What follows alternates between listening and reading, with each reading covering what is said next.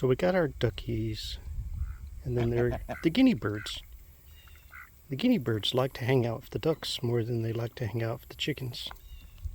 It's probably because the ducks are nicer to the guinea birds than the chickens are. Sometimes the guinea birds will get in the pool just like the duckies do. This morning I was looking at them and there was 2 guinea birds in that pool just standing there enjoying the cool water. The guinea birds are very well camouflaged. Sometimes you can't even see them, especially if the sun's going down and they're in the high grass out there. Oh, there goes the rooster. Cool.